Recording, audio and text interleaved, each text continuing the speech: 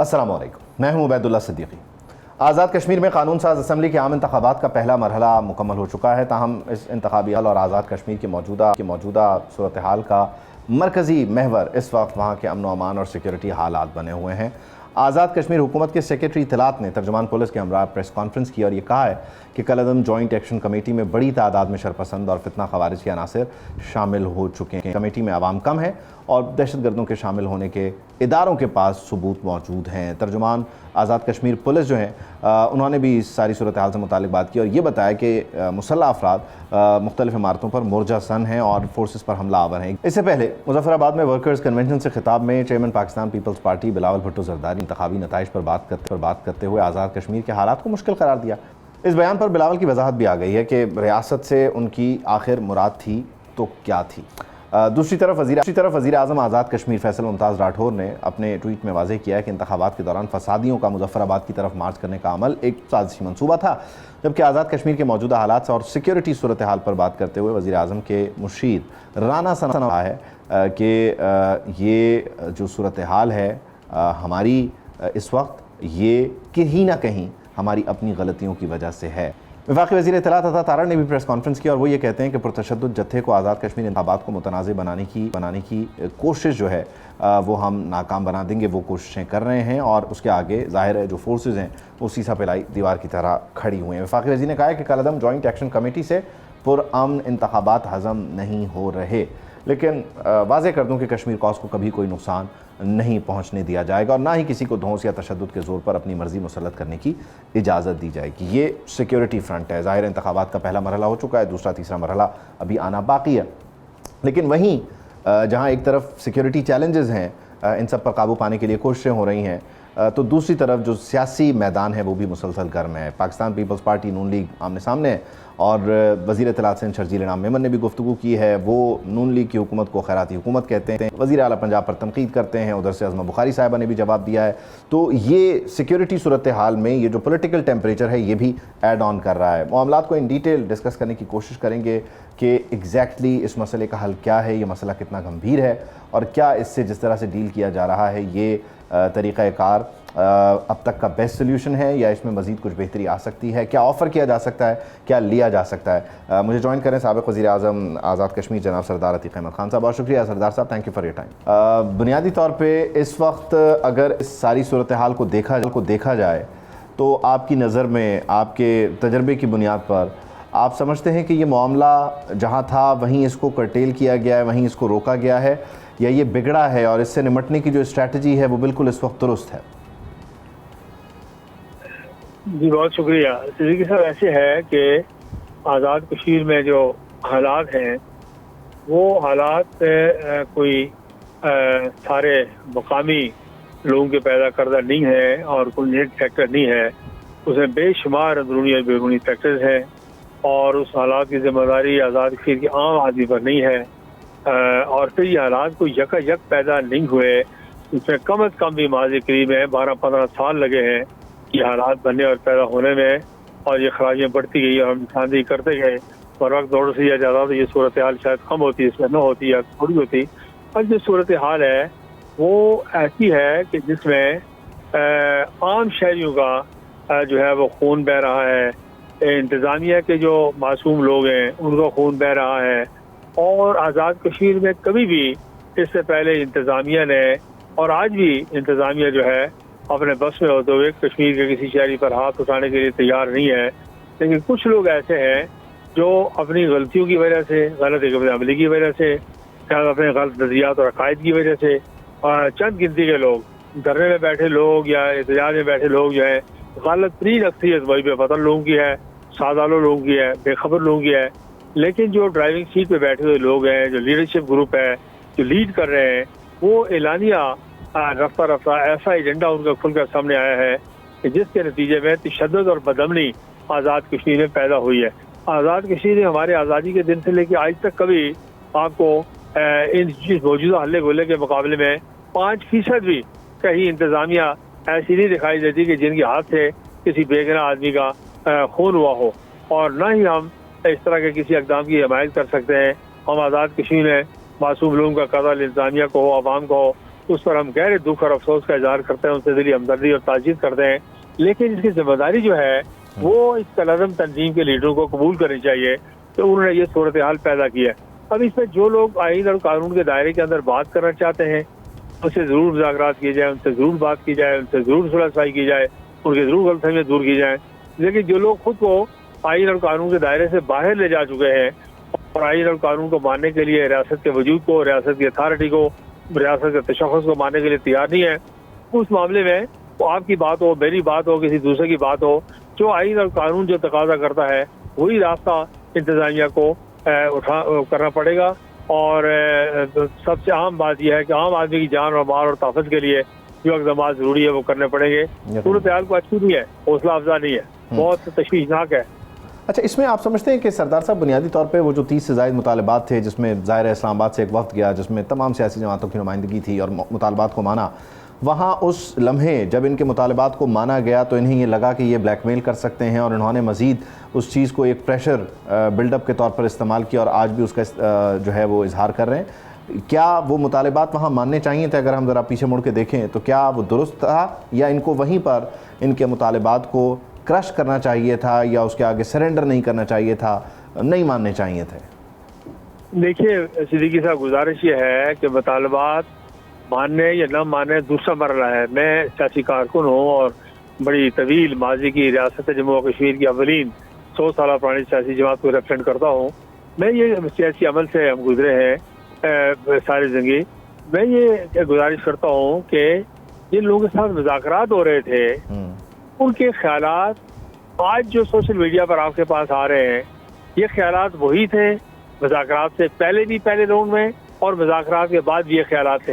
इसलिए मुज़ाकरात उन लोगों के साथ होते हैं जो मुल्क और आईन और कानून और रियासत के दायरे के अंदर रहते हों। तो इनके ख्यालात में कोई तब्दीली नहीं आई, उससे पहले बाद में कोई तब्दीली नहीं आई। यही ख्यालात है। लास्टली मैं आपसे सरदार साहब जानना चाहूँगा कि जाहिर है इलेक्शन है और वो भी फिर फेजेस में हो रहा है, उसके बीच जाहिर है सिक्योरिटी के चैलेंज रहते हैं, लेकिन यहाँ मामला मज़ीद थोड़ा सा हसास है।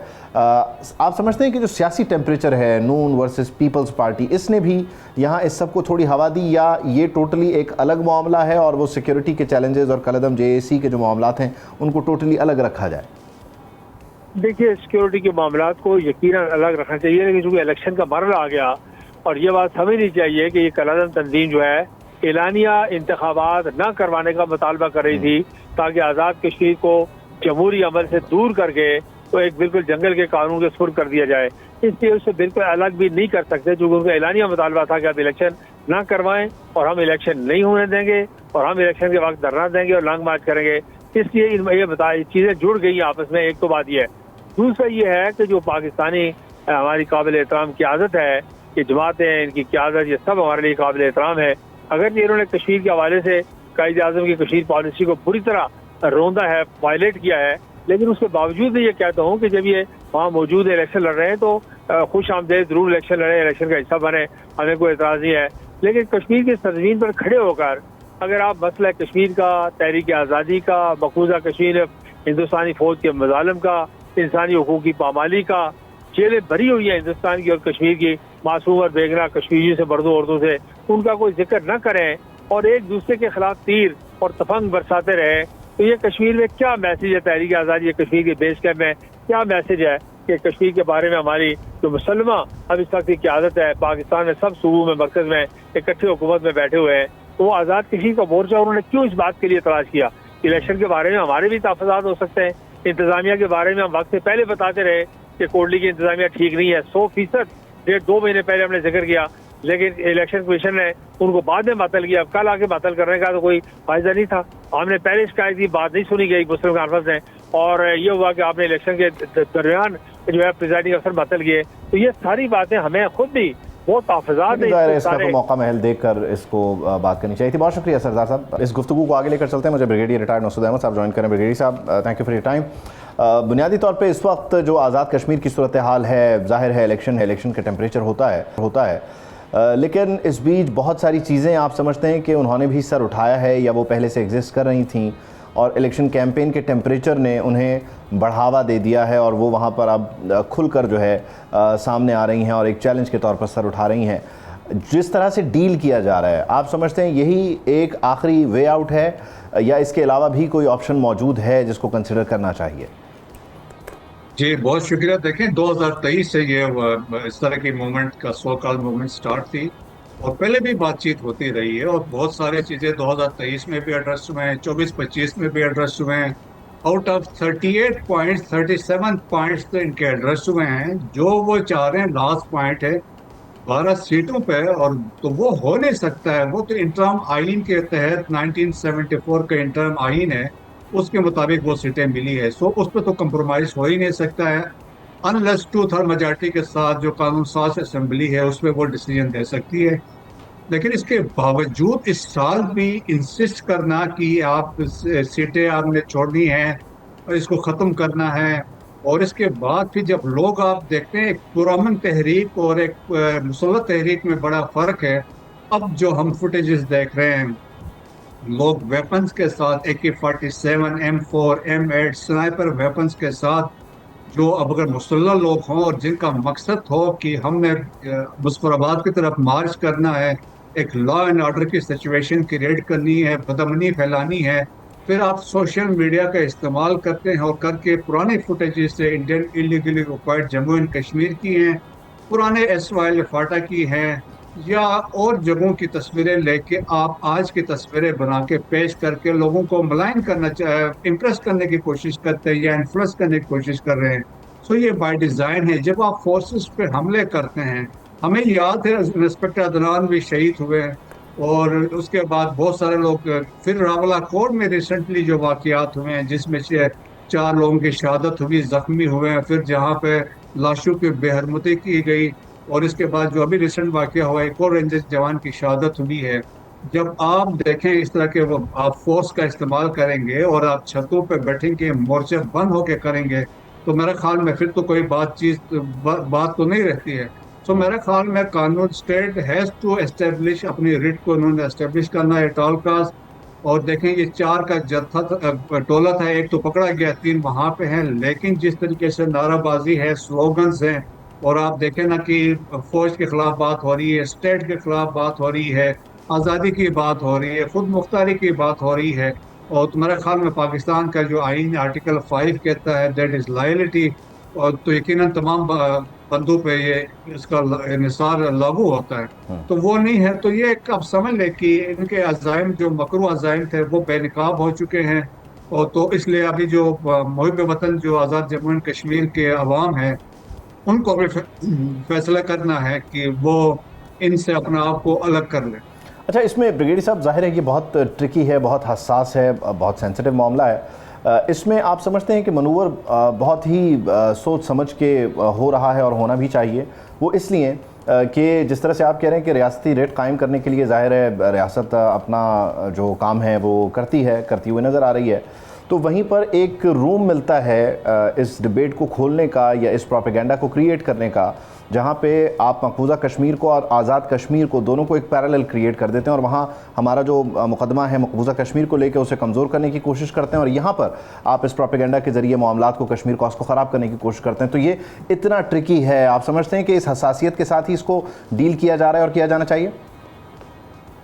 जी हाँ, बिल्कुल। देखें, वैसे हम इसको आज़ाद जम्मू एंड कश्मीर के जो अभी वाकयात हैं और फिर Indian illegally occupied Jammu and Kashmir के साथ तो बिल्कुल कंपैरिजन कर ही नहीं सकते हैं। वहाँ पे हालात तो वाकयात इंडिया तो डेफिनेटली इसी ग्राउंड पे प्रोपेगेंडा करेगा ना। जी हाँ, बिल्कुल वो भी है। और फिर ऊपर से आप देखें ना, यहाँ पे जो लीडरशिप जो क्लेम कर रही है, लीडरशिप बनी हुई है, क्या उनमें से कोई हसीन मलिक के नज़दीक भटकता है, कोई शबीर अहमद शाह बन सकता है, कोई या इसके अलावा नुसरत आलम भट्ट बन सकता है, या अली गिलानी के नज़दीक भी कोई जा सकता है, क्या मीर वाइस के नज़दीक कोई जा सकता है? तो कोई चीज़ है ही नहीं इनकी। ख़वातीन की वहाँ पे आप देखें जो जेलों में बंद हैं, तो लेकिन यहाँ पे जिस तरीके से इस्तेमाल किया जा रहा, तो आप देखें ना कि फंडिंग भी आ रही है, पीछे से एक नैरेटिव पुश किया जा रहा, तो उससे वाज़ेह तौर पे इंडियन हाथ और इसमें जो इसका उनकी इन्वॉल्वमेंट इसमें क्लियर कट नज़र आती है। और ज़ाहिर है ये कहा भी जा रहा है कि इसके सबूत भी मौजूद हैं। बहुत शुक्रिया ब्रिगेडियर साहब, थैंक यू फॉर जॉइनिंग अस। एक ब्रेक शामिल करते हैं, ब्रेक के बाद वापस आएंगे। Welcome back. ईरान और चीन के दरमियान एयर डिफेंस को लेकर एक बहुत बड़ी डील हुई है। इस डील की टाइमिंग डेफिनेटली बहुत अहम है। एक तरफ अमेरिका और ईरान में जंग की चिंगारियां दोबारा भड़क उठी हैं, तो वहीं दूसरी तरफ तेहरान के इनकलाब चौक पर इंतकाम के बड़े बड़े पोस्टर्स एक बार फिर आवेज़ा कर दिए गए हैं। सदर ट्रंप इसमें मौजूद हैं और ज़ाहिर है उस पर इंतकाम से मुताल्लिक़ नारे दर्ज हैं। ऐसे नाजुक मोड़ चीन ने ईरान को मजबूत बनाने के लिए क्या बड़ा कदम उठाया है, ये बहुत इंटरेस्टिंग है। लेकिन इस सबसे पहले जो सिलसिला रुका हुआ था बमबारी का, वो दोबारा शुरू हो गया। यानी 5 दिन के तात्तुर के बाद अमेरिका और ईरान की जंग आप कह लीजिए कि फिर से शुरू हो गई। पहले 15 रोज़ा जंग में ईरान ने अमेरिका के रडार्स, कम्युनिकेशन सेंटर्स, तैयारों के हैंगर्स तबाह किए और ईरान ने उर्दन में अमेरिकी मिलिट्री बेसिस को निशाना बनाया। वहाँ MQ-9 ड्रोन जो है उससे मुतालिक पता चला। फिर फौजी कंपाउंड जो है उसको निशाना बनाया गया। तो कुवैत, बहरीन और उर्दन में ये अमेरिका का भी नुकसान हुआ। अमेरिका को अलबत्ता भारी नुकसान भी उठाना पड़ा है, कुछ फ़ौजी उसके हलाक भी हुए हैं। उधर ईरान में भी कुछ लोग जान से गए हैं। लेकिन ये जंग अमेरिका और ईरान के दरमियान महदूद नहीं रही, बल्कि सऊदी अरब अब बाकायदा तौर पे हमले कर रहा है, जवाबी हमले कर रहा है, जवाब दे रहा है और अकेला नहीं कर रहा। सऊदी अरब और अमेरिका ने मिलकर इराक़ में खौफनाक फ़ज़ाई हमले किए हैं। इनका टारगेट क्या थे, क्या वो टारगेट अचीव हुआ है, नहीं हुआ, सऊदी अरब को कामयाबी मिली है या नहीं मिली? क्योंकि यमन की तरफ से जो हौसी हैं वो भी ये दावा कर रहे हैं कि उन्होंने भी सऊदीया को नुकसान पहुंचाया, उनके एक ड्रोन को फ़ज़ा में तबाह किया है। तो ये 2 वे लड़ाई यहाँ पर भी जारी है। इसी दौरान सिफारती महाज पर डेफिनेटली हलचल है। ओमान और ईरान के दरमियान इंतहाई हसास मामले पर बातचीत हुई है, मुज़ाकरात और दीगर चीज़ें हैं आबना हरमुज़ को लेकर। लेकिन क्या ये किसी अंजाम तक पहुँचेंगे? ईरान जो ओमान को पुश कर रहा है वो अचीव कर सकेगा या नहीं कर सकेगा? मामला आबना हरमुज़ के कंप्लीट कंट्रोल का है। यानी ईरान कहता है जो हमारा हिस्सा है वो तो हम कंट्रोल करेंगे ही, लेकिन जो ओमानी हिस्सा है वहाँ से गुजरने वालों से मुतालिक भी हम आपके साथ इन कांटेक्ट रहेंगे। हम आपको बताएंगे कि एग्जैक्टली आपने कब क्या करना है, कौन गुजरेगा, कैसे गुजरेगा। तो कंप्लीट कंट्रोल आबना हरमुज़ का ईरान चाहता है कि उसके पास रहे। लेकिन जाहिर है ओमान ने इसमें इनकार किया है और यही रूट है जहाँ से वेसल्स गुजर रहे हैं और फिर ईरान उन पर हमलावर भी हो रहा है। लेकिन एयर डिफेंस सिस्टम को लेकर चीन और ईरान के दरमियान मामला तय हुए हैं और जाहिर है ये एक ऐसे वक्त में हो रहा है कि जब अमेरिका ईरान लड़ाई में लेकिन लिंडसे ग्राहम का जो फ्यूनरल प्रोसेशन है उसमें जो विजुअल्स हैं वो भी खासे डिस्कस किए जा रहे हैं कि एग्जैक्टली क्या बेंजामिन नेतन्याहू इस वक्त यूक्रेन को फोर्स कर रहे हैं, यूक्रेन के सदर ज़ेलेंस्की को फोर्स कर रहे हैं, उन्हें मजबूर कर रहे हैं कि वो भी इस लड़ाई में कूदें, क्योंकि वो एक ईरानी वेसल पर हमला कर चुके हैं और वहाँ एक ईरानी सेलर की जान भी गई है और ईरान ने कहा है कि हम जवाब भी देंगे। लेकिन इस सारी सूरत हाल में अगर ये मामला इस तरह आगे बढ़ता है, इसी तरह से आगे बढ़ता है, तो बुनियादी तौर पर यूक्रेन की इन्वॉल्वमेंट से आपका यूरोप इन्वॉल्व होता है, नेटो का ब्लॉक एक्टिव होता है और फिर everyone is against Iran. Gulf countries भी जो इसके अलावा यूरोपियन कंट्रीज़ हैं वो भी, और अमेरिका ज़ाहिर आपके सामने। आबना हरमुज़ में ईरान का जो कंट्रोल है वो ज़ाहिर बरकरार है। 3 कश्तियाँ अभी बताया जाता है उसने वापस मोड़ दी हैं। लेकिन दूसरी तरफ बाबल मंदब की अगर हम बात करें तो यहाँ पर बहरी ट्रैफिक की सूरत हाल में कुछ बेहतरी आई है। शिपिंग डाटा के कुछ आदाद शुमार हैं वो ये बताते हैं कि गुज़श्ता रोज़ 37 तजारती जहाज़ बाबल मंदब से गुजरे हैं, जो 19 जुलाई को हौसियों की धमकी के बाद या उनके ऐलान के बाद अब तक की एक बड़ी तादाद है। अमरीकी सदर इसराइली वज़ीर आज़म के दरमियान मुलाकात हो गई है। गो के इस मुलाकात से मुताल्लिक़ ट्रंप की नाराज़गी की खबरें थीं, लेकिन फिर ये मुलाकात हुई और इसराइली वज़ीर आज़म कहते हैं कि जनाब ये अब तक की मेरी सबसे अच्छी मुलाकातों में से एक मुलाकात रही है, वन ऑफ़ द बेस्ट, वो ये दावा कर रहे हैं।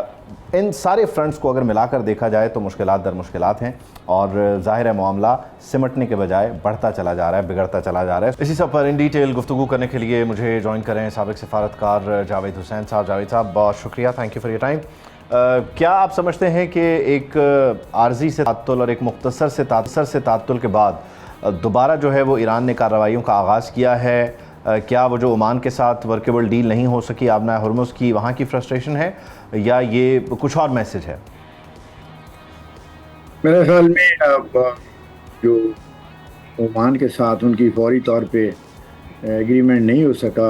ओमान ने एक तजवीज़ उनको दी थी कि जिसमें स्टेट ऑफ हरमुज़ में जो रेगुलेशन करनी थी या मैनेजमेंट कर दी थी, वो दोनों का उसमें रोल होना था। ईरानियों ने जो काउंटर प्रपोज़ल दी उसमें ये था कि एक जो उनकी साइड है वहाँ पे तो आना जाना जो है उनके टोटली उनके कंट्रोल में होगा, और जो ओमानी साइड पे आना जाना होगा उसमें वो ओमान के साथ वो भी अपना रोल अदा करना चाहते थे। और तो मेरे ख़्याल में ये एक असूली तौर पे भी शायद ओमान को ये काबिल कबूल नहीं है। और जो पहली ओमानी प्रपोज़ल है वो ईरानियों ने कहा है कि उनकी सिक्योरिटी कंसर्न जो हैं उससे मीट नहीं होते। लेकिन तवक्को ये करनी चाहिए कि ये आर्जी तातल है और मज़ीद बातचीत के ज़रिए से और ज़रूरत पड़े तो मीडिएटर्स के तावन से ईरान और ओमान इस इशू को और रिजॉल्व करने में कामयाब हो जाएंगे।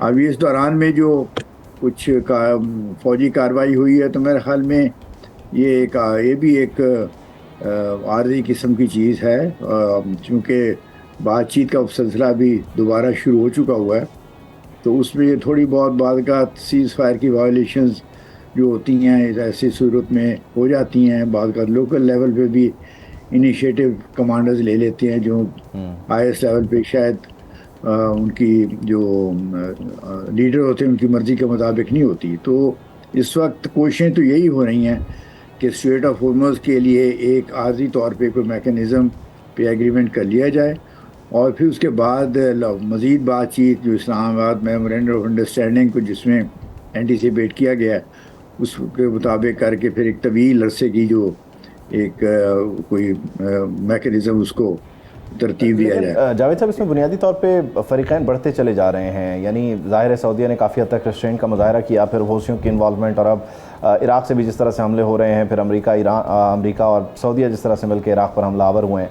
उधर लिंडसे ग्राहम की जो फ्यूनरल है उस पर कुछ विजुअल्स ऐसे हैं जो नेतन्याहू और ज़ेलेंस्की के दरमियान गुफ्तगू के हैं और उस पर लोगों ने तबसरा ये किया है कि they want to drag Ukraine into it now.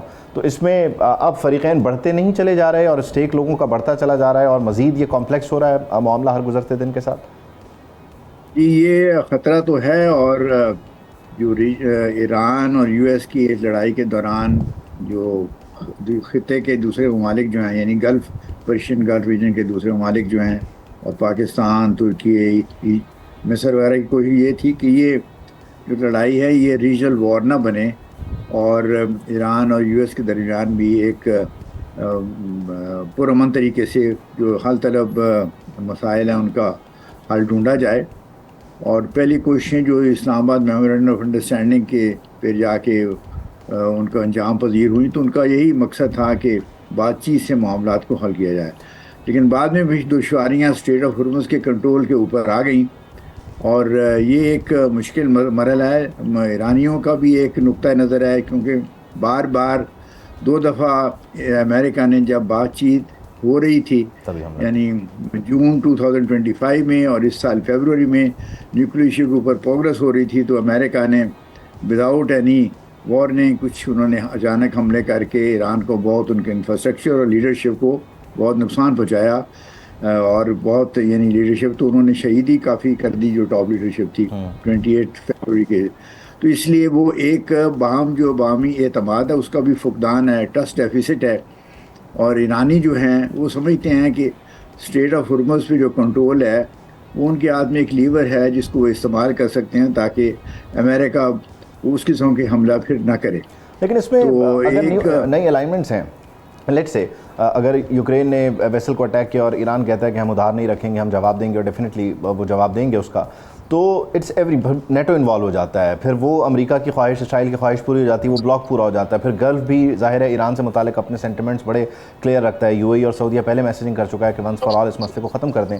So it's everyone against Iran और आप समझते हैं कि शायद यही वजह है कि ईरान भी ऑल इन अपने तमाम ऑप्शंस को एक्सप्लोर कर रहा है, कम्प्लीटली एग्रेसिव जा रहा है वो इस सब। जी वो मैंने अर्ज़ किया ना उनका तो सबसे बड़ा मकसद तो यही है कि न्यूक्लियर इशू जो है और जो आउटस्टैंडिंग है वो उसको हल किया जाए, लेकिन चूंकि उनको ख़तरा ये है कि अमेरिका किसी वक्त दोबारा उनके ऊपर अटैक शुरू कर सकता है तो वो स्टेट ऑफ हॉर्मुज़ में अपने कंट्रोल को आसानी से नहीं देंगे जब तक उनकी तसल्ली नहीं हो जाएगी कि अमेरिका एक पुरअमन जो तस्फिया और हल के लिए सीरियस है।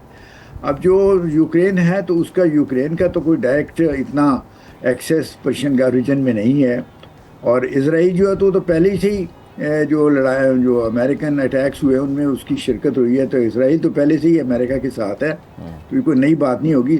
सवाल बड़ा ये है कि क्या खिते के दूसरे जो पर्शियन गल्फ रीजन के दूसरे मालिक हैं वो तो नहीं कहीं इस झगड़े में इस लड़ाई में इन्वॉल्व होते, क्योंकि अभी तक आपने देखा होगा कि उन्होंने ईरानी जो हमले हुए अमेरिकन मिलिट्री बेसिस पे गल्फ रीजन में उन्होंने उनको डिफेंसिव मेजर्स उसके ख़िलाफ़ किए हैं, उन्होंने ईरान के ऊपर हमला नहीं किया, डिफेंसिव को मेजर्स नहीं लिए और ये उनकी एक मैं समझता हूँ उनका रेस्ट्रेंट का मुजाहरा है जो पर्शियन गल्फ रीजन के ममालिक ने किया है, और ईरान को ये चीज़ अप्रिशिएट करनी चाहिए और उसको भी एक जो है वो रियलिज़म जो है उस दिखा के एक ऐसे हल की तरफ बढ़ना चाहिए जिसमें उनके सिक्योरिटी इश्यूज जो है या कंसर्न है वो भी मीट हों, लेकिन साथ साथ ओमान और दूसरे जो और कोई एग्जिस्टेंस वाला मामला है डेफिनेटली उसको भी वो मद्देनजर रखें, बिल्कुल डेफिनेटली उनके इंटरेस्ट को भी मद्देनजर रखें। बहुत शुक्रिया जावेद साहब। गुफ्तगू को मजीद आगे बढ़ाने के लिए एहतशाम हक साहब मुझे ज्वाइन करें। एहतशाम साहब बहुत शुक्रिया, थैंक यू। जाहिर है सऊदी और इराक के दरमियान भी अब टेंशन बढ़ चुकी है और जो दौरा था इराक़ी वज़ीर आज़म का बताया जा रहा है कि वो भी उन्होंने पोस्टपोन कर दिया। तो ये लड़ाई जो है वो अब बुनियादी तौर पर सऊदी अरब वर्सेस मैनी पे जा चुकी है, या आप समझते हैं कि अभी भी इसे कर्टेल किया जा सकता है? देखें, जो शकूक का इजहार किया जा रहा है बैद वो तो ये है कि खुदा न खास्ता है कि इलाकाई जंग में ये तब्दील ना हो जाए। अभी देखें ना 5 दिन की जंग बंदी थी, प्रोवोकेशन क्या हुई, फिर जिस तरीके से अच्छा इंटरेस्टिंग बात देखें, ईरान ने अब ईरान से हमले नहीं करवाए। ये लास्ट 2 हमले करवाए गए हैं जो ख़ास तौर पे जिस पे रिएक्शन हुआ वो इराकी मलेशिया ने हमला किया, आपने देखा जॉर्डन के जो आपने देखा अमेरिकन बेस पे, और फिर उनने आपने क्या कहते हैं अमेरिका ने और सऊदी अरब ने मिल के बसरा में जो हेडक्वार्टर था ईरानी मलेशिया को उसको तबाह करने का दावा किया। अच्छा, अब एक तरफ देखें दोनों, इसको आप सफारतकारी कहें, मुनाफ़क़त कहें, क्या कहें, अभी फिर दोनों लेटेस्ट इत्तलात अभी मैं जब आ रहा था आपके पास तो मेरी यही पता चला कि दोनों ने फिर एक मरतबा इस्लामाबाद से रब्ता किया कि जी हम संजीदा नोयत के मुज़ाकरात में इंटरेस्टेड हैं, हम उसकी तरफ जाना चाहते हैं। देखिए, ये इतना आसानी से काम होता नज़र नहीं आ रहा है। एक चीज़ जो ज़्यादा परेशान कुन बात है उबैद, वो ये है कि यहाँ पे जो बातें हो रही हैं कि ईरान ने ये जो दिफाई हिकमत अमली अपनाई हुई थी कि जी हमें मारेंगे तो हम आपको मारेंगे, वो उससे पीछे हट रहा है। आपने देखा कि वो मुसलसल आपने देखा जब से सुप्रीम लीडर की शहादत जब दफनाया जा रहा था उस वक्त उन्होंने आपने देखा कतर के और सऊदी अरब के ऑयल टैंकर पे हमला किया था। वही सूरत हाल दोबारा से होना शुरू हो गई है।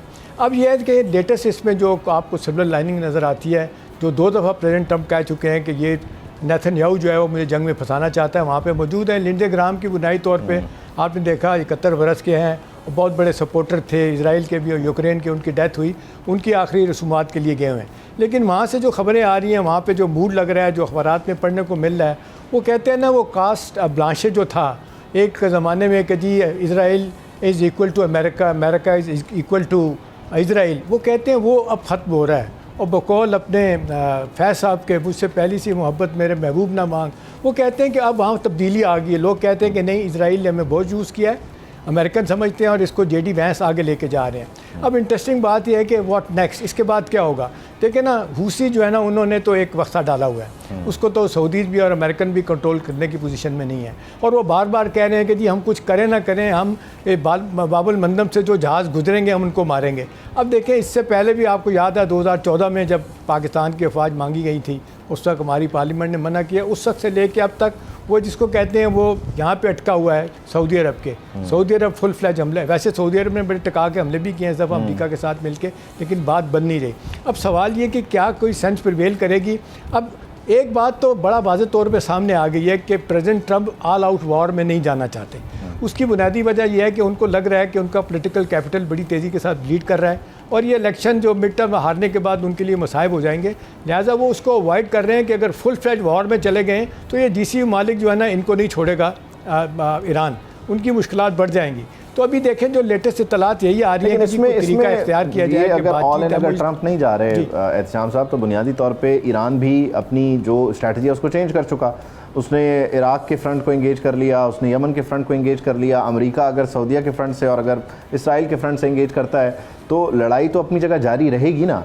लेकिन मसला ये है कि गल्फ़ में सिर्फ फिर ये ममालिक नहीं लड़ रहे होंगे, फिर यहाँ पे मसलक की बुनियादों पर जो पेनिट्रेशन का मसला आ जाता है जिसको इसराइल जो है वो एक्सप्लॉइट करेगा, ये पहले भी गल्फ़ भुगत चुका है। देखिए उबैद, आई मस्ट से कि जो आपने बात की है बड़ी इंपॉर्टेंट बात है। मसलकी बुनियाद पे जो खुदा न खास्ता आप देख लें हमारे यहाँ शिया हज़रात की खासी तादाद है और आप देख लें इस लड़ाई में जिस तरीके से शिया सुन्नी का कॉन्सेप्ट ही ख़त्म हो गया, सारे लोग ईरान के साथ खड़े हुए, जैसे सारी दुनिया खड़ी हुई कि उनके साथ ज़्यादती हुई है। तो ये बड़ी हद तक रुका हुआ है मामला, लेकिन इसको ज़रा सी हवा देने की ज़रूरत है। और ये मैं आपको बता सकता हूँ कि हमारे मुल्क में माज़त के साथ दोनों तरफ से बाहर से पैसा मिलता है, असला मिलता है, बहुत कुछ होता है। आपके बलूचिस्तान में ही आप देख लें, मुझे कहने में कोई आर नहीं है, कोई 11-12 जो है इंटरनेशनल इंटेलिजेंस एजेंसीज काम करती हैं। तो मामलात जो है ना वो इतनी तेज़ी के साथ ख़राब होते नज़र आ रहे हैं कि अब लगता है कि शायद इसके बाद मुश्किलात बढ़ जाएंगी। लेकिन एक दफ़ा फिर पाकिस्तान ने जिस तरीके से कहा जा रहा है दोबारा से इत्मीनान में लिया, लेटेस्ट इत्तलात जो है ना वो इसहाक़ साहब के राब्ते हुए हैं इराक़ अपना चाइना के साथ और सऊदी अरब के साथ, कतर के साथ और ईरान के साथ। उनको कहा गया कि जी ये बहुत मुश्किलात पैदा कर देगा। ये जो एक तो देखें आज फिर तेल 88 बैरल का हो चुका है डॉलर का, अब ये बढ़ता चला जा रहा है। हूती जो दावा कर रहे हैं कि जी हम इसको $200 पे ले जाएंगे। हूतीस को आप कैसे कम करेंगे, उनको कैसे रोकेंगे, बहुत बड़ा सवालिया निशान है। मैं पूछना चाह रहा हूं, एक बड़ा ट्रिकी सवाल है, लेकिन अगर अमेरिका और सऊदीया जो है वो बुनियादी तौर पे इराक़ पे हमलावर हुए हैं और वहाँ उन्होंने अटैक किया है, तो इस सब में पाकिस्तान कहाँ है? क्या एग्जैक्टली सुनने में आ रहा है? क्या किया गया है, क्या कहा गया है? कुछ भी नहीं कहा गया, पता नहीं था और ये सब अखबारों में पढ़ा हमने। देखिए उबैद, ये मैं बात आपको बड़े वाज़े तौर पे बिल्कुल जिसको कहते हैं अंदर की बात मैं आपको बता सकता हूँ कि इस हवाले से अब ये जिस तरीके से कन्वे कर दिया गया पाकिस्तान की तरफ से ईरान को कि देखें ये हुसी का मामला हो, आप हमास वाले हों, इधर जनाब इराक़ी मलेशिया हों, लेकिन डायरेक्ट कन्फ्रंटेशन में अगर आप जाते हैं सऊदी अरब के साथ तो हमारे पास कोई ऑप्शन, लफ्ज़ यूज़ है, हमारे पास कोई ऑप्शन नहीं होगा सिवाय से कि हम सऊदी अरब के साथ खड़े हो जाएं। अच्छी बात इसमें अब यही आ रही है कि अभी देखें वो कुवैत भी इसमें शामिल होने जा रहा है, बल्कि हो गया, मुश्किल मायदा हो गया है, तो बाकी और मालिक भी इसमें आ रहे हैं। अमेरिकन को थोड़ा सेटबैक इसमें लग रहा है कि हमारी अहमियत वो नहीं रही, क्योंकि अब ज़ाहिर सी बात है वो जिसको कहते हैं कि एतमाद का फुकदान बहुत तेज़ी के साथ इन मुल्कों में बढ़ गया है। अब असल मसला ये है कि जो पूरी दुनिया में जो कहा जा रहा था कि अवैध इकोनॉमिक कंडीशन बेहतर होना शुरू हो जाएंगी और दोबारा से ख़राब होना शुरू हो गई। स्टॉक मार्केट देख लें, उसके बाद तेल प्राइसेस देख लें, तो मुझे लगता है कि ये अगर मामला और अगर बढ़ जाता है और फिर ये हमले हुसी के जारी रहते हैं, ख़ास तौर पे इनके ऊपर अमेरिकन और सऊदीज़ और बाकी मालिक के ऊपर, तो फिर मेरा ख्याल है जंग बढ़ने का ज़्यादा ख़तरा है। यहाँ पे भी जो सफारतकार हैं वो इस खदशे का इज़हार कर रहे हैं कि हमारा डर यही है, हमारा ये ख्याल था कि ये इलाकाई जंग तक ही शायद रहे, लेकिन मामला बढ़ जाएगा। आप देखें आज जो बड़े वाज़े तौर पे पहली दफ़ा मैंने देखा, आपने भी देखा होगा कि चीन ने जो बड़ा ज़बरदस्त बयान दिया है कि जी हम हर तरह ईरान के साथ खड़े हैं, तो जो वो भी एक माजत खान ले जा लिए हुए थे। चीन और रशिया तो जाहिर है इसमें बड़े मुतासिर भी हैं ईरान की स्ट्रैटेजी से, बल्कि चीन का तो स्टेक बढ़ता है। यानी अगर गल्फ़ में पाकिस्तान के माहदे होते हैं तो ये बुनियादी तौर पे आप ये कह लीजिए कि चीन का डिफेंस इक्विपमेंट जो है वो गल्फ़ तक जा रहा है और आप बाकी बेहतर तरीके से समझते हैं कि अमेरिका का स्टेक किस तरह से कम हो रहा है। खैर, बहुत शुक्रिया, थैंक यू फॉर ज्वाइनिंग साहब। प्रोग्राम में ब्रेक शामिल करते हैं, ब्रेक के बाद वापस आएंगे। Welcome back. पाकिस्तान तहरीक इंसाफ के अंदर से, अंदरून से एक ऐसी खबर सामने आई है कि जिसने बानी की रिहाई फोर्स के मामले पर बहुत से अबहाम दूर कर दिए हैं। बानी पीटीआई की रिहाई की मुहिम को लेकर एक तरफ खैबर पख्तूनख्वा के वज़ीर आला सुहेल आफरीदी थे, जो बानी पीटीआई की रिहाई के लिए एक मुनज़्ज़म, फ़ाल और पुरजोश फोर्स कायम करने के लिए तैयार थे। हलफ बर्दारी, बाकायदा रजिस्ट्रेशन, रज़ाकारों के सख्त गिर दस्ते, तमाम तैयारियाँ थी। ज़राए के मुताबिक ये मनसूबा तैयार किया गया था, लेकिन प्लान उस वक्त तब्दील हुआ जब यह तजवीज़ party chairman barrister Gohar Ali Khan के सामने रखी गई। ज़राए के मुताबिक बैरिस्टर गौहर ने न सिर्फ इस फोर्स के क़याम से साफ इनकार कर दिया, बल्कि इसका बाज़ाब्ता नोटिफिकेशन जारी करने की इजाज़त देने से भी अपना हाथ खींच लिया। बैरिस्टर गौहर का मौक़िफ़ नहायत वाज़ेह और सख्त था कि यह कदम गैर आइनी, गैर कानूनी होगा। ज़रा ये बताते हैं कि उन्होंने पार्टी की आला क़यादत को मुतनब्बे किया कि अगर ऐसी फ़ोर्स का बाज़ाब्ता ऐलान किया गया तो पाकिस्तान तहरीक इंसाफ पर अस्करियत पसंदी जैसे संगीन इल्ज़ामात लग सकते हैं और पार्टी को तबाहकुन कानूनी नताइज का सामना करना पड़ सकता है। इस मामले पर वज़ीर आला खैबर पख्तूनख्वा को कानूनी जवाबदेही का भी सामना है। हाल ही में वज़ीर आला खैबर पख्तूनख्वा सुहेल आफरीदी ने आईनी अदालत में तहरीरी जवाब जमा करवाया कि कोई ऐसी फ़ोर्स कभी कायम ही नहीं हुई। टेक्निकल ग्राउंड्स पर यह बात बिल्कुल सच है, लेकिन पार्टी के अंदरूनी ज़रा ये कहते हैं कि ये फ़ोर्स इसीलिए नहीं बनी क्योंकि चेयरमैन की सख्त मुखालफत के बाद इस मंसूबे को मजबूरन तर्क करना पड़ा। ये मंसूबा ख़त्म हुआ तो फिर हिकमत अमली भी बदल गई। बाज़ाब्ता रुकनियत और हलफनामों वाली फ़ोर्स का जो तसव्वुर था वो ख़त्म करके अब एक वसी सियासी तहरीक का रास्ता अपनाने का फ़ैसला हुआ है। पार्टी ने फैसला किया कि आइंदा किसी भी एहतजाजी आवामी तहरीक के आगाज़ और उसके वक्त का फ़ैसला खैबर पख्तूनख्वा के वज़ीर आला नहीं करेंगे, बल्कि ऐसे फ़ैसले कौमी असम्बली में अपोजिशन लीडर महमूद खान अचकज़ई की क़यादत में कायम अपोजिशन इत्तेहाद से मुशावरत के बाद होंगे। इसका मतलब क्या है? क्या पार्टी की मुतदिल क़यादत को सख्त गिर अनासर हासिल हो गई है, या पाकिस्तान तहरीक इंसाफ ये समझती है कि एक और प्लान और एक और प्रोजेक्ट, पहले अली अमीन गंडापुर भी कोशिश करते रहे, वो फेल रहे, फिर अब सुहेल आफरीदी कोशिश कर रहे हैं, वो भी फेल हो गए, उनकी वो फोर्स भी नहीं बन सकी, और अब क्या ये नया प्लान बानी पीटीआई को जेल से आज़ादी दिला सकेगा या उनके लिए मामलात में आसानी कर सकेगा या नहीं? इसको डिटेल डिस्कस करने जा रहे हैं। सेनेटर हुमायूं मोहम्मद साहब ने हमें ज्वाइन किया पाकिस्तान तहरीक इंसाफ से। बहुत शुक्रिया सेनेटर साहब, thank you for your time. Exactly एक प्लान के बाद दूसरा प्लान, और वो भी कोलैप्स कर गया। ख़ुद सुहेल आफरीदी कहते हैं कि ऐसी कोई फोर्स नहीं बनी। एग्जैक्टली अब आप लोग कोशिश कर क्या रहे हैं? कर भी रहे हैं या नहीं कर रहे हैं रिहाई के लिए? बिस्मिल्लाहिर्रहमानिर्रहीम, या का नाबुदो व या का नस्ताईन। देखिए, इस तरह है कि जो मेरी अंडरस्टैंडिंग है वो एक है कि इमरान खान थ्रू कोर्ट्स बाहर आएंगे, वो गैर कानूनी तरीके से बाहर नहीं आएंगे। तो कोई कॉन्सेप्ट नहीं है कि जेल तोड़ा जाए और उनसे निकाला जाए या ऐसे जाए। ये जो मुज़ाहमत है ये बेसिकली एक आवाम का प्रेशर है जो गवर्नमेंट के ऊपर डालना है कि जिस तरीके से वो फाशिस्ट तरीके से उन्होंने लोगों को परसिक्यूट किया, प्रोसिक्यूट नहीं किया, परसिक्यूट किया है। और जिस तरीके से ये पॉलिटिकल विच हंटिंग या पॉलिटिकल केसेस बनाए हुए हैं, इनको प्रेशर डालना है कि they need to sit and discuss that thing, और ये सारे अपने केसेस जो गलत केसेस है वो वापस लें, और जितने भी असीराने जो पीटीआई हैं जो जेलों में, उन सब को रिहा करें। खाली इमरान खान नहीं, इमरान खान ने कहा मुझसे पहले मेरे लोगों को रिहा करो। तो ये उसके लिए एक स्ट्रगल है। ये याद रखना कि वो जो मिसरा है ना, पलटना झपटना, पलट कर झपटना, ठीक है। तो आपने बेसिकली आपने मुख्तलिफ़ तरीक़ों से मुख्तलिफ़ टाइम पे आपने अपने जो तरीके होते हैं, जो प्लानिंग्स होती है वो करनी होती है। हर प्लानिंग ज़रूरी नहीं है कामयाब हो, और हर प्लानिंग नाकामयाब भी नहीं होती। आप 2 या 3 दफ़ा फेल भी हो जाएं, but you have to continue doing the struggle.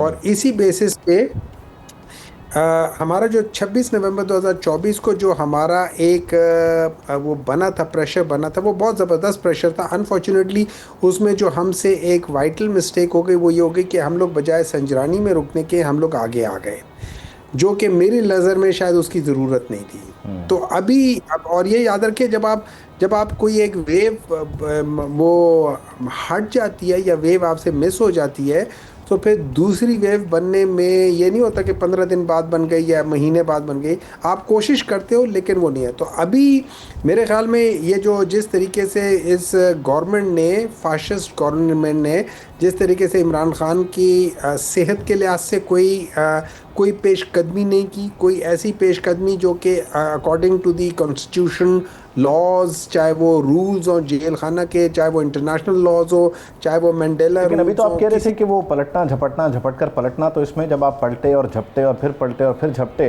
तो आपने अपने लिए तो कुछ नहीं लिया। यानी बुनियादी तौर पे जो आप एक्सेस चाहते थे जेल तक वो भी नहीं मिला, जिस तरह से इलाज चाहते थे वो भी नहीं मिला, तो आप सिर्फ पलटते हुए नज़र आ रहे हैं। झपटने वाला मामला क्यों नहीं हो पा रहा? हो सर, सारे टाइम हो रहा है ना, आहिस्ता आहिस्ता। आप देखें तो अब मैं जब बात कर रहा था, अगर आप मुझे बोलने देते आपका जवाब आ जाता, ठीक है ना। थोड़ी सी ज़रा आई अंडरस्टैंड कि आपके अंदर बहुत एंजाइटी है, लेकिन थोड़ी सी एंजाइटी को कम करके मेरी बात पूरी होने दें। तो मैं ये अर्ज़ कर रहा था कि जिस तरीके से इन लोगों ने जेल से इनके साथ ज़्यादती की है, अब उसका इम्पेक्ट ये आया है कि उनकी बहनों को, उनके साथ उनकी फैमिली को इजाज़त नहीं मिली, उनकी बहनें कंसर्न है। ठीक है, हमारी एज अ पॉलिटिकल पार्टी हमारी अपनी नाकामी ज़रूर, मैं उस चीज़ को मानता हूँ, मैं उसको डिनाई नहीं करता, लेकिन यहाँ पे ये हुआ कि उन बहनों ने अपने भाई के लिए एक स्ट्रगल स्टार्ट की है, और उन्होंने कहा है कि हम अपने भाई के लिए एक स्ट्रगल स्टार्ट करना चाहते हैं। और वो जब उन्होंने स्टार्ट किया तो अवाम उनके साथ खड़ी होना शुरू हो गई है। तो वो जितना उन्होंने स्वात में, एबटाबाद में, हरीपुर में, मर्दान में और ये सारी जगहों से करना शुरू किया, तो वहाँ पे वर्कर्स की मैं बात नहीं कर रहा हूँ, मैं अवाम की बात कर रहा हूँ। अवाम उनके साथ एसोसिएट होना शुरू हो रही है, और बहुत बड़े बड़े उनकी गैदरिंग्स आनी शुरू हो रही हैं जिसमें पीपल आर मोटिवेटेड। अब उसमें अगर ये चीज़ मोटिवेशन आगे बढ़ती गई और ये let's say bye 4th and 5th या 3rd को, let's say bye over the weekend, ये एक सिग्निफिकेंट मूवमेंट या आप दोबारा के एक और वेव बन जाती है, तो ये वेव बड़ी मेरे ख्याल में काफ़ी स्ट्रॉन्ग वेव होगी। साहब इसमें सॉरी टू इंटरप्ट, ये हमेशा से प्रॉब्लम रहा है या सवाल रहा है कि लीड कौन कर रहा है, यानी बहनों के कहने पर जब बात होती है तो कहते हैं कि उनका सियासत से ताल्लुक नहीं है, वो ज़ाहिर है अपने भाई के लिए कोशिश कर रही हैं। यहाँ महमूद अचकज़ई को रोल दिया गया, तो एग्जैक्टली अगर ये मूवमेंट बन जाती है तो फिर आपको वही सेम चैलेंज नहीं होगा संजरानी और डी चौक वाला, कि एक ग्रुप कहता है कि संजरानी पर रुक जाएं, दूसरा कहता है डी चौक तक जाएं, और मामला फिर ख़राब हो जाएगा, मोमेंटम नहीं टूटेगा इस वेव का? नहीं, मेरा नहीं ख्याल। देखें, ये वेव अगर फ़र्ज़ करें अलीमा ख़ान साहिबा की वजह से बन रहा है, दैन अलीमा ख़ान साहिबा वो डिसाइड कि भाई क्या करना है क्या नहीं करना, वेरी सिंपल सी बात हो जाती है। और मैं ये समझता हूँ, और अगर वहाँ पे फ़र्ज़ करें अलीमा ख़ान साहिबा कह देती हैं कि पाकिस्तान तहरीक इंसाफ की जो लीडरशिप है उनको कहती है कि आप लोग डिसाइड करो, दैन दे विल डिसाइड, लेकिन क्रेडिट उनको जा रहा है। To the best of my understanding for the time being, the credit of making this wave is going to Aleema Khan साहिबा। उन्होंने बड़े नर तरीके से उन्होंने ये 5-6 महीने चाहे सर्दी, लेकिन इस बीच बहनों की जाहिर है अपनी स्ट्रगल अपनी जगह और वो नज़र आ रहा है, लेकिन पार्टी क्या कोशिशें कर रही है? पार्टी कुछ प्लान कर रही है, कोई नई वेव, कोई नई मूवमेंट, या आप समझते हैं कि वो दूसरी तरफ ही देख रही है, बहनों की मूवमेंट की तरफ ही देख रही है?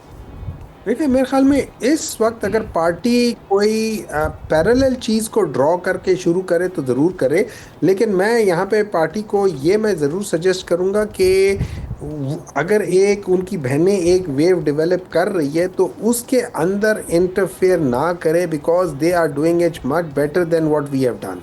सो give them that opportunity, give them that chance. जो वो कर रहे हैं उनको करें, हाँ उनको सपोर्ट करें, जितनी सपोर्ट हो सकती है उनको सपोर्ट करें। तो अगर ये आवाम निकलती है और उसके साथ पार्टी भी उनको सपोर्ट करते हुए निकलती है, सो दैट कैन बी, जिसे कहते हैं ना, could be a perfect storm. ठीक है, बहुत शुक्रिया, thank you so much for joining us. Programme से मुझे इजाज़त दीजिए, आपसे मुलाकात होगी इंशाल्लाह कल। अल्लाह हाफ़िज़ नासिर। सब्सक्राइब करें और बेल दबाएं ताकि कोई खबर रह न जाए।